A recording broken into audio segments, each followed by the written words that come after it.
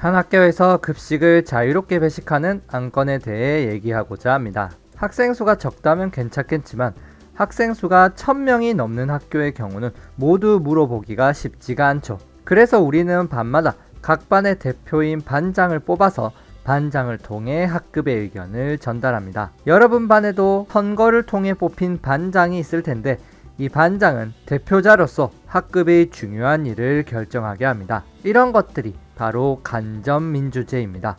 대의제라고도 불리기도 하는 간접민주제는 대표를 뽑아 중요한 일을 대신 맡기는 것을 말하죠. 우리나라에도 5천만 명의 국민들이 있기 때문에 모두 모여서 국가의 일을 결정하기가 어렵기 때문에 선거로 대표를 선출하여 국가의 일을 맡기는데 그것이 바로 국회의원들입니다. 우리나라에는 약 300명의 국회의원들이 있는데 국회의원들이 모여 나라의 중요한 일을 결정하는 곳이 바로 국회입니다. 오늘은 이 국회에서 어떤 일을 하는지 알아보겠습니다. 자, 국회의 역할은 무엇일까요? 첫 번째로 국회는 대표기관입니다. 국가대표 선수가 국가를 대표해 축구를 하는 것처럼 국회의원들은 국회에서 국민을 대표해 국가 일을 맡아 하죠. 또 국회는 입법기관입니다. 입법, 즉 법을 만든다는 얘기입니다. 국민들의 의견을 모아서 그에 맞는 새로운 법을 만들거나 법을 고쳐주는 역할을 하죠.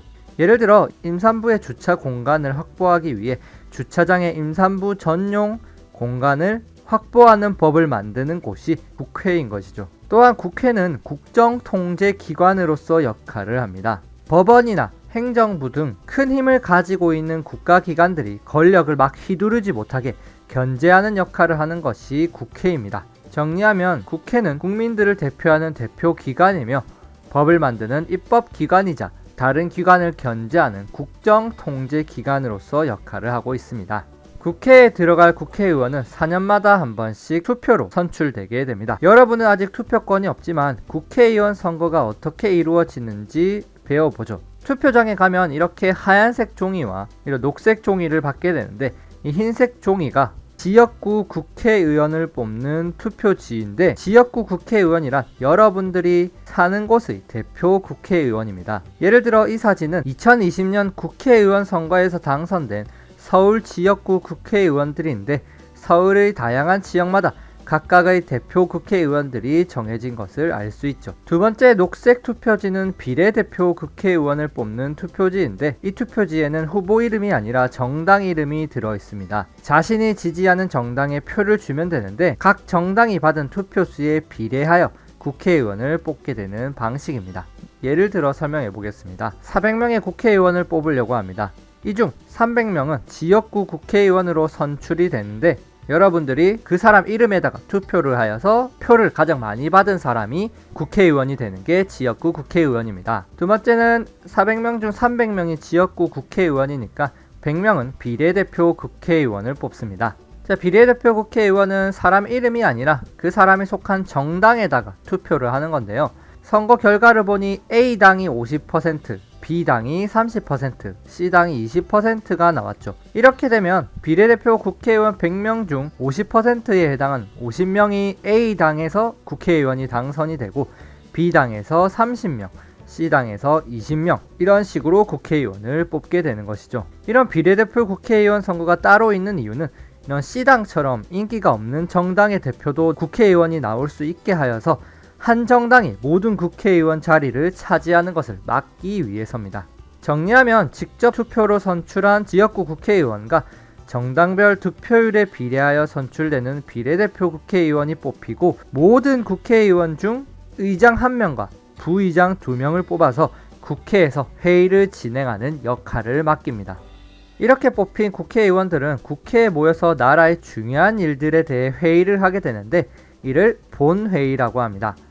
이 본회의는 국회의 최종적인 의사결정이 이루어지는 곳이죠. 공개회의로 국민이면 모두 볼 수 있는데 만 12세 이상이면 들어가서 그냥 볼 수 있습니다.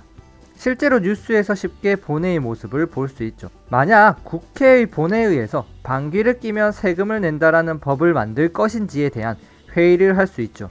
자, 이 법이 통과되려면 어떻게 해야 되냐면 모든 국회의원 중에 절반 이상이 그 회의에 출석을 해야 합니다. 그리고 출석한 국회의원 중 또 그 절반이 찬성을 해야 법이 통과가 됩니다. 즉 우리나라 국회의원이 300명이라면 150명 이상은 본회의에 출석을 하고 그중 절반인 75명 이상이 그 법에 찬성을 해야 그 법이 통과되고 만들어지게 됩니다. 그렇게 법이 통과되면 우리가 방귀를 뀌면 세금을 물게 되겠죠. 하지만 300명이나 되는 국회의원들이 매번 모여서 본회의를 갖게 되면 시간이 너무 오래 걸립니다. 그래서 국회는 본회의 전에 작은 국회의원들만 모여서 미리 얘기를 좀 하고 본회의를 엽니다. 이렇게 본회의 전에 미리 안건을 심의하는 국회 기관이 상임위원회입니다. 미리 모여서 이 법이 본회의에서 얘기할 만한 가치가 있는지 효과적인 법인지 등에 대해 심사를 하게 됩니다. 이 상임위원회는 분야별로 종류가 다양한데 현재 18개의 상임위원회가 만들어져 있죠. 만약에 앞에서 말한 방귀법이라면 환경과 관련이 있기 때문에 상임위원회의 환경노동위원회라는 곳에서 먼저 심사를 거친 후 본회의에서 결정하게 되죠. 상임위원회 외에도 국회의원 20인 이상이 모여서 교섭단체라는 회의를 만들어 상임위원회처럼 미리 본회의에 갈 안건을 미리 심사하여 본회의를 효율적으로 진행하게 하죠. 정리하면 국회의원들은 본회의로 국가의 일을 결정하며 그 전에 상임위원회나 교섭단체를 통해 미리 안건을 심사하여 효율적으로 본회의를 진행할 수도 있습니다.